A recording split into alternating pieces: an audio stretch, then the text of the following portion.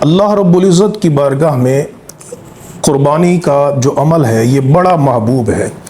اللہ تبارک و تعالیٰ کی بارگاہ میں اس عمل کی بڑی فضیلت ہے۔ چنانچہ قرآن مجید فرقان حمید میں اللہ رب العزت نے سورۃ الحج میں اس بات کو بیان فرمایا، آیت نمبر 34 میں وَلِكُلِّ أُمَّةٍ جَعَلْنَا مَنْسَكًا،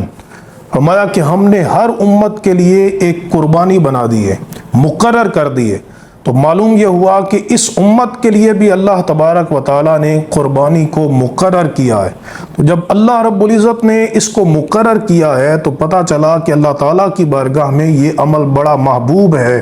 بڑا مقرب عمل ہے، اسی وجہ سے اس کو قربانی کہتے ہیں۔ قربانی کی اہمیت کا اندازہ اس بات سے لگائیں کہ اللہ تبارک و تعالیٰ نے نماز جیسی عبادت کے ساتھ قربانی کا ذکر فرمایا اور اس کو امر کے صیغے کے ساتھ بیان کیا۔ ارشاد فرمایا فَصَلِّ لِرَبِّكَ وَانْحَرْ، کہ محبوب تم اپنے رب کے لیے نماز پڑھو اور قربانی دو۔ اور دوسرے مقام پر نبی کریم علیہ السلام نے بھی اس کو نماز کے ساتھ بیان کیا، قُلْ إِنَّ صَلَاتِي وَنُسُكِي وَمَحْيَايَ وَمَمَاتِي لِلَّهِ رَبِّ الْعَالَمِينَ، حبیب تم کہہ دو کہ بے شک میری نماز، إِنَّ صَلَاتِي وَنُسُكِي، اور میری قربانیاں، وَمَحْيَايَ، اور میرا زندہ رہنا، وَمَمَاتِي، اور میرا اس دنیا سے چلے جانا، للہ رب العالمین، یہ اللہ کے لیے ہے جو تمام جہانوں کا پروردگار ہے، تمام جہانوں کا پالنے والا ہے۔ تو آپ دیکھیے نماز کتنی اہمیت کا حامل عمل ہے کہ نبی کریم علیہ السلام نے اس عمل کو سرکار دو عالم علیہ السلام نے نماز کے ساتھ قربانی کو ذکر فرمایا ہے۔ قربانی کی اہمیت کا اندازہ اس بات سے بھی لگائیے، سنن الترمذی میں حدیث پاک موجود ہے کہ نبی کریم علیہ السلام نے مدینہ میں 10 سال سرکار دو عالم علیہ السلام نے آپ نے قربانی فرمائی۔ حضرت عبداللہ بن عمر حدیث روایت کرتے ہیں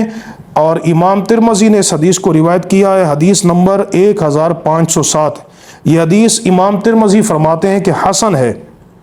کہ اقام رسول اللہ صلی اللہ تعالی علیہ وسلم بالمدینۃ 10 سنین یضاحی، 10 سال نبی کریم علیہ السلام مدینہ میں رہے اور آپ قربانی کرتے رہے۔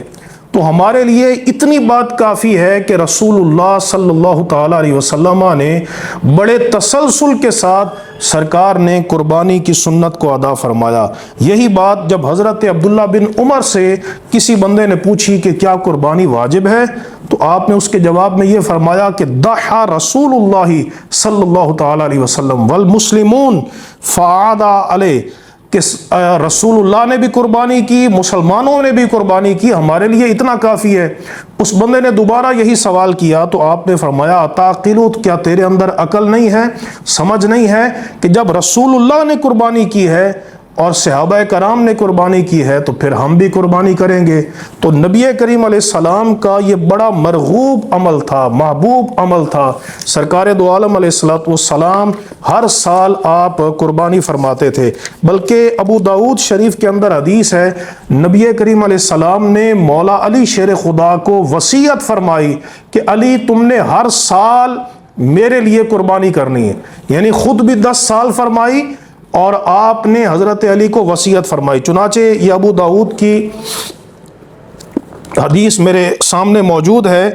اور 2790 حدیث نمبر ہے۔ حکم بیان کرتے ہیں کہ حنش نے بیان کیا، وہ فرماتے ہیں رأیت علی رضی اللہ تعالیٰ عنہ، کہ میں نے حضرت مولا مرتضی علی شیر خدا کو دیکھا، یضحی بکبشین، انہوں نے 2 مینڈے کیے، فقلت له ما ھذا، میں نے ان سے پوچھا کہ یہ کیا ہے، تو جواب دیا کہ ان رسول اللہ صلی اللہ تعالی علیہ وسلم اوصانی ان اضحی عنہ، کہ رسول اللہ صلی اللہ تعالی علیہ وسلم نے مجھے وصیت فرمائی تھی کہ میں حضور کی طرف سے قربانی کروں، فانا اضحی عنہ، تو میں حضور کی طرف سے قربانی کر رہا ہوں۔ تو ذرا اندازہ کیجئے کہ سرکار نے خود بھی 10 سال فرمائی، حضرت مولا علی شیر خدا کو بھی وصیت فرمائی، جس سے معلوم ہوا کہ یہ قربانی کرنا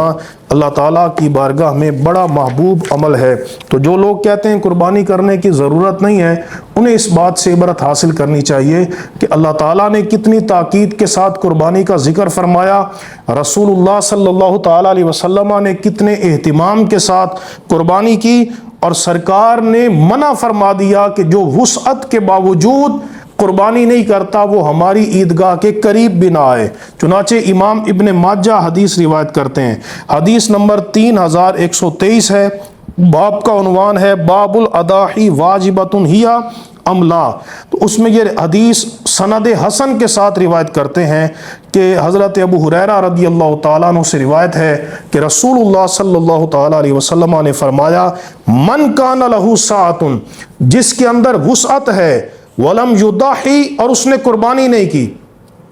صاحب حیثیت ہے، وسعت ہے، مالدار ہے، متمول ہے، لیکن قربانی نہیں کی، تو حضور نے فرمایا فلا یقربن مصلانا، تو وہ ہماری عیدگاہ کے قریب بھی نہ آئے، یعنی ہمارے ساتھ نماز میں بھی شامل نہ ہو۔ تو رسول اللہ صلی اللہ تعالیٰ علیہ وسلم اتنے اہتمام، اتنی تاکید کے ساتھ قربانی کرتے بھی تھے اور اس کی ترغیب بھی دلاتے تھے، اور نہ کرنے پر حضور صلی اللہ علیہ وسلم نے یہ سرکار نے وعید بھی ارشاد فرمائی۔ ایک حدیث میں امام ترمذی روایت کرتے ہیں، حدیث نمبر 1493 ہے، حضرت عائشہ صدیقہ رضی اللہ تعالیٰ عنہ سے روایت ہے، حدیث سند کے اعتبار سے صحیح ہے، کہ حضور نبی کریم علیہ السلام نے ارشاد فرمایا کہ ما عمل آدمی